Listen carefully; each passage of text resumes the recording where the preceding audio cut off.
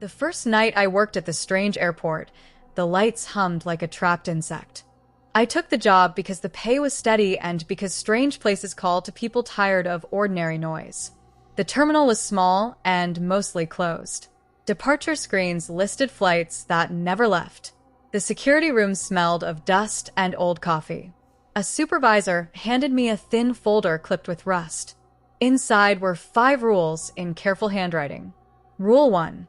Do not accept offers to stay after midnight. Rule 2. Do not follow anyone into closed gate areas. Rule 3. Do not answer phones that have been disconnected. Rule 4. Do not let them see you look at the list. Rule 5. Do not leave until your replacement arrives. They looked like a joke. I folded the folder into my jacket like a secret. The kettle boiled in the break room and marked the hours. At 11:58 p.m., someone knocked on the office glass. A woman stood there, pale under the fluorescence, her coat damp as if from fog. I miss my flight, she said. I need to wait. I remembered Rule 1 and said, this area is closed. Her eyes flicked to the clip on my chest. Rules, she asked. The phone on my desk was dead.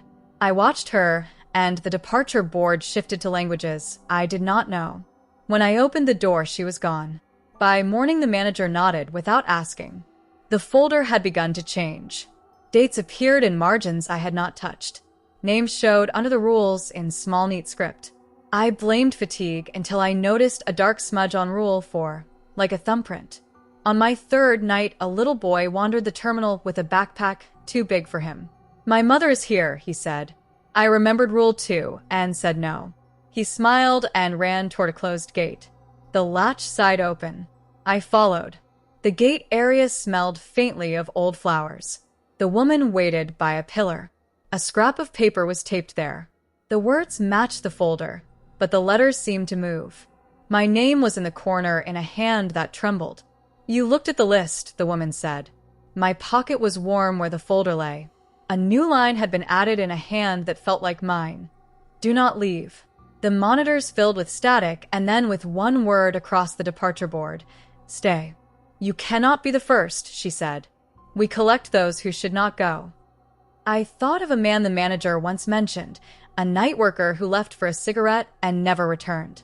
Air thickened. The woman's fingers brushed my sleeve, and the folder slipped into my hand. Add your name, she whispered. Help keep them together. My fingers wrote the date before my mind agreed. The ink felt cold. Morning found me neat at the desk with the folder clipped. The manager slid a new key across the counter. Night shift is not for leavers, he said. After that, the terminal changed in small increments. Travelers sat with faces that belonged elsewhere. Some suitcases smelled faintly of seaweed. The child sat by the glass and let me touch his hair. It felt like paper. The woman came on slow nights and sipped from a cup she never emptied. I learned the rules as if learning a language. Rule 1 taught me to refuse kindness when it might be a trap. Rule 2 taught me that following is not always rescue. Rule 3 taught me to distrust silence. Rule 4 taught me to hide knowledge that could save me. Rule 5 was both instruction and snare. Names accumulated in the margins. Sometimes my handwriting appeared. I learned to fold the paper carefully and to lock certain doors before midnight. Years passed like delayed departures. Once a young man came with hollow eyes and asked if he might stay. He glanced at the folder and found my name written small. He asked why the flights were delayed. I imagined leaving and stepping into daylight that did not hum. I did not leave. I closed the folder and said, they will call when they are ready. He left. The runway lights hummed. The folder was warm. Sometimes I dream I hear the man's cigarette step leaving into rain. Sometimes I touch the margin of the scrap where my name rests and count the letters. The woman's smile is patient. The child waves as if saying goodbye, though he never goes. Tonight, a new face asked to wait. He read the rules and saw my name. He asked, why? I thought of leaving again. I folded the paper and placed it back in the drawer. I told him, all flights are delayed. My voice was steady. He left. The lights hummed. The folder warmed against my ribs. The departure screen rolled ordinary numbers. The rules sat in my palm, heavy as a choice.